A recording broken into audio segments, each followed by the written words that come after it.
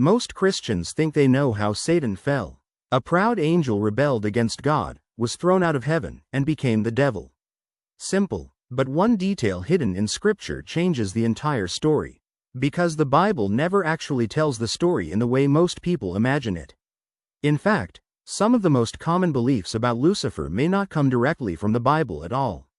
The name, Lucifer, appears only once in many English Bibles. The famous picture of Satan as a fallen angel comes from verses scattered across different books. And some passages often linked to him were first written about human kings. When you begin following the clues, a very different picture starts to appear. A story about beauty, power, worship, pride, and a rebellion that may have started long before the first human being walked the earth. How does a being created in perfection become the greatest enemy of God? How does someone who stood close to God's throne end up leading a rebellion against heaven itself? The answer is hidden across the pages of Scripture. A mysterious passage in Ezekiel, a strange prophecy in Isaiah, a vision in Revelation, a statement from Jesus about Satan falling from heaven, and several overlooked details that many readers pass by without noticing. As we put these pieces together, we will uncover 10 surprising facts that many Christians have never heard. Where the name Lucifer came from, why music may be connected to him, what his position in heaven might have been, why some scholars question parts of the traditional story, and other forgotten clues hidden in plain sight. By the end, the fall of Satan may look very different from the story you thought you knew. Most Christians know the basic story. Lucifer was the highest angel in heaven. He became proud. He wanted God's place. He led a rebellion. God cast him out, and he became Satan. For many believers, that is the whole story. It is simple, clear, familiar, but when we look closely at the Bible itself, the picture becomes more interesting. Here is the first surprise. The Bible never directly says that Satan's original name was Lucifer. That may sound shocking because the name is known all over the world. It appears in books, movies, sermons, and countless teachings. Many people assume it is the personal name Satan had before his fall. But the word, Lucifer, appears in Isaiah chapter 14 in only some Bible translations. The original Hebrew text uses a term that is often translated as shining one or morning star. That does not automatically mean the traditional view is wrong. It simply means the evidence is not as straightforward as many people think. And this leads to another surprising fact. Isaiah chapter 14 was first written about the king of Babylon. Yet many Christians believe the passage also points beyond the earthly king to a greater spiritual power working behind him. A third surprise is that no verse in the Bible clearly says Satan was the highest angel in heaven. Many people believe it, but the Bible never states it directly. A fourth surprise is that the Bible never gives a full step-by-step account of Satan's fall. Instead, the story must be gathered from different books and different clues. The deeper we look, the more questions appear. Was Lucifer really his original name? Why is he connected with a human king? What was his position in heaven? And why does the Bible reveal this story in scattered pieces instead of one clear account? As we continue, the mystery only grows deeper. One of the most important clues about Satan's fall is found in Ezekiel chapter 28. The passage contains a description so unusual that Bible readers have debated it for centuries. It says, "You are the seal of perfection, full of wisdom, perfect in beauty." Stop and think about those words. Before the Bible speaks about judgment, it spends time describing greatness. Wisdom, beauty, honor, perfection. This is not the picture most people expect. Many imagine Satan as evil from the beginning. But the Bible points in a different direction. It describes a being who was created with extraordinary gifts. And here comes the second surprise. The Bible specifically connects his fall to his beauty. It says, "Your heart became proud because of your beauty." That is a remarkable statement. His downfall did not begin with a weakness. It began with a gift. The very thing that made him special became the thing that destroyed him. This reveals something many people never notice. Pride often grows from strengths, not failures. The danger was not that he lacked beauty. The danger was that he became focused on it. Here is another surprising fact. The passage also says he was filled with wisdom, showing that intelligence alone does not protect someone from pride. Another surprise is that the Bible spends more time describing what he was before his fall than describing the fall itself. And another overlooked detail is that beauty, wisdom, and privilege were all present before rebellion ever appeared. The pattern is important. The higher the position, the greater the danger when pride enters the heart. What began as a gift slowly became a trap. What began as beauty became self-glory. What began as wisdom became self-confidence. And what began as perfection moved toward rebellion. The story is already becoming far deeper than a simple tale of an angel who broke the rules. It is the story of how greatness itself can become dangerous when it turns attention away from God and toward self. Most Christians assume that Lucifer was an archangel. Movies say so. Books say so. Many sermons say so. Over time, the idea became part of the story that many people accept without question. But here is the third surprise. The Bible never calls Lucifer an archangel. Not once. In Ezekiel chapter 28, he is described as an anointed cherub. Not an archangel, a cherub. That may not sound important at first, but it changes the picture completely. In the Bible, cherubim are closely connected with the presence of God. They appear guarding the entrance to Eden after Adam and Eve were removed from the garden. They are also connected with God's throne and glory. If Ezekiel is describing Satan before his fall, then he may have held one of the most honored positions in heaven. That makes the rebellion even more shocking. This was not a distant servant trying to get closer to God. This was someone who may have already stood near his presence. And here comes the fourth surprise. Ezekiel describes him as being covered with precious stones, ruby, topaz, emerald, and other jewels. The description is filled with beauty and splendor. Many Bible scholars have noticed that this imagery resembles symbols connected with divine glory and even priestly service in the Old Testament. That does not prove every detail beyond doubt, but it shows something important. He was not merely powerful, he was magnificent. Another surprising detail is that no other fallen being receives such an impressive description in Scripture. The Bible paints a picture of honor before it describes judgment, of privilege before punishment, of glory before ruin. The higher he stood, the farther he fell. And with every new clue, the mystery deepens. Who was this anointed cherub? How could someone surrounded by such beauty and honor turn against the God who gave it all to him? The answer may be found in what happened next. At first, Lucifer seemed to have everything: beauty, wisdom, authority, honor. He was surrounded by glory and held a position that few could even imagine. Yet somehow, it was not enough. This is where another important clue appears. In Isaiah chapter 14, we find a series of bold statements that reveal what was happening inside his heart. Again and again, the same words appear. I will ascend to heaven. I will exalt my throne. I will ascend above. I will make myself like the Most High. Here is the fifth surprise. These statements reveal something deeper than simple rebellion. They reveal a pattern, a progression, a slow movement from admiration of self to worship of self. Notice that the problem did not begin with an attack. It began with a thought, then another thought, then another. Each one pushed him a little higher in his own mind. At first, he may have appreciated the gifts he had been given. Then he began focusing on them. Then comparing himself to others. Then desiring more. Finally, he wanted what belonged to God alone. That is how pride often works. It grows quietly. It rarely announces itself at the beginning. Another surprising fact is that the famous "I will" statements focus almost entirely on self. The attention is no longer on God, but on personal ambition.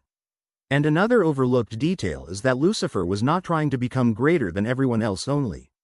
He wanted a position equal to the Most High. The rebellion started long before any battle was fought.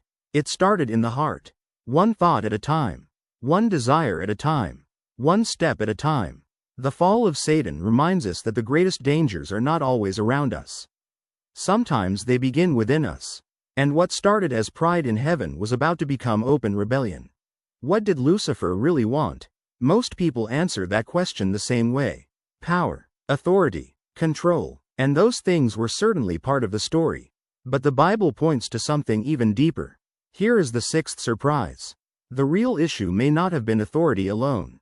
It may have been worship. Think about it. Lucifer already had great honor.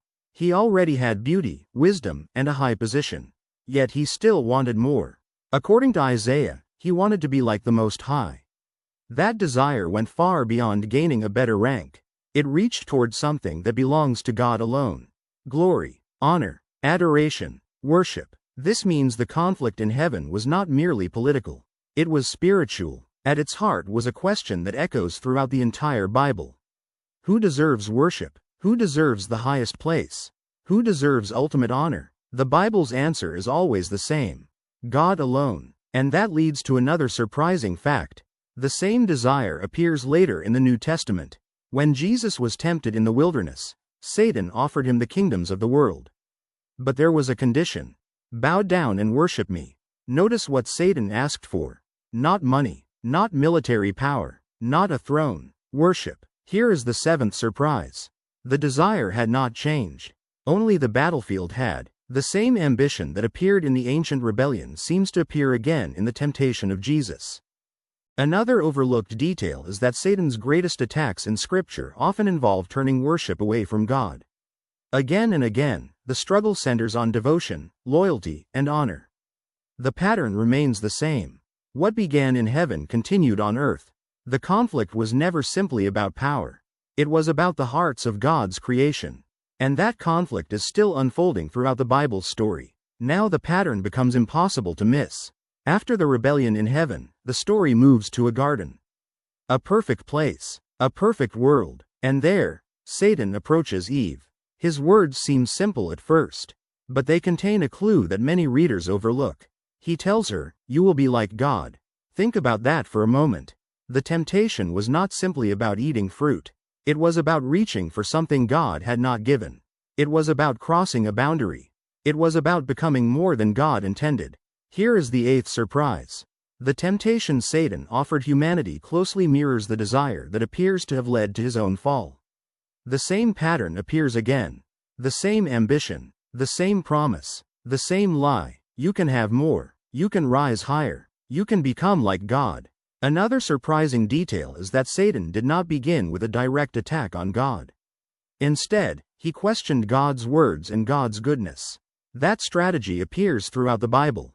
First comes doubt, then desire, then disobedience. The rebellion that may have begun in heaven was now spreading to earth. What had started in one heart was now being offered to all humanity. And the results were devastating. Sin entered the world. The relationship between God and mankind was broken. Pain, suffering, and death followed. The same pride that had brought ruin to a glorious heavenly being was now bringing ruin to the human race. The pattern is hard to ignore. A desire for more. A challenge to God's authority. A promise of becoming greater. The story of Satan's fall is no longer only about heaven. It has become part of humanity's story as well. Then comes one of the most mysterious scenes in the entire Bible. The book of Revelation describes a war in heaven. Not a disagreement, not a debate, a war. Michael and his angels fight against the dragon and his angels. The dragon is identified as Satan. For a moment, Scripture pulls back the curtain and lets us see a conflict far greater than anything happening on earth. Here is the ninth surprise. Revelation describes the dragon sweeping a third of the stars from heaven. Many Christians believe these stars represent angels who joined Satan's rebellion. If that interpretation is correct, the rebellion was far larger than most people imagine. This was not a lone rebel acting by himself. It was an uprising, a heavenly civil war, a rebellion that convinced many others to follow. Think about the scale of that. A being once known for beauty and wisdom had gained followers in his revolt against God. But the rebellion did not succeed. Revelation says the dragon and his forces were defeated. There was no place left for them in heaven. Then comes another remarkable clue. Jesus once said, "I saw Satan fall like lightning from heaven." That brings us to the 10th surprise. It is only one sentence. Yet it may describe one of the most dramatic moments in biblical history. The being who had once stood near God's presence was cast down. The one who wanted to rise above all others was brought low. The one who sought God's glory lost everything. Like a flash of lightning across the sky, the fall was sudden and complete. The brightest created being had become heaven's greatest enemy. And the consequences of that rebellion would echo through human history for generations to come. At first, this story seems to be about angels. A glorious being, a rebellion in heaven, a war beyond human sight. But the deeper we look, the more we realize that the story is also about us. Because the same temptation still exists today. The desire to place ourselves at the center. The desire to chase our own glory instead of God's. The desire to believe that we know better than our Creator. That is why this story matters. It is not only a story about what happened long ago. It is a warning, a mirror, a lesson for every human heart. One of the most surprising things we have discovered is that Satan's fall appears to have begun with deception before it led to open rebellion. The battle started in the mind before it appeared in actions. The same pattern can be seen throughout the Bible. A false belief, a wrong desire, a bad choice, then the consequences follow. This leads to an important truth. Satan's greatest weapon was never his strength. It was deception. His first victory came through a lie. In Eden, he did not force Adam and Eve to disobey God. He persuaded them. He made the lie sound attractive. He made rebellion sound reasonable. And his strategy has not changed. Even today, many of the greatest struggles begin with ideas, beliefs, and temptations that seem harmless at first. Another surprising detail is that the Bible often presents truth and deception as two competing paths. Again and again, people are asked which voice they will trust. That question has never disappeared. The story of Satan's fall is not only about a rebellion in heaven. It is about a choice that every generation must face. Will we trust God, or will we follow the same path that began with pride, grew through deception, and ended in destruction? That is why this ancient story still matters today. The story of Lucifer's fall is one of the most fascinating mysteries in the Bible. A being created with beauty, wisdom, and honor lost everything because pride slowly took root in his heart. And if that can happen to one of heaven's greatest beings, it is a warning that none of us should ignore. But there is another mystery that may be even more shocking. The Bible describes a coming final battle between God and Satan, a conflict that has not yet reached its end. What happens next could change everything we think we know about the future. If you enjoyed this video, be sure to like, subscribe, and turn on notifications so you don't miss the next story. And let me know in the comments, do you think Lucifer's fall happened exactly as most Christians believe, or do these hidden clues reveal a deeper story? Until next time, thank you for watching.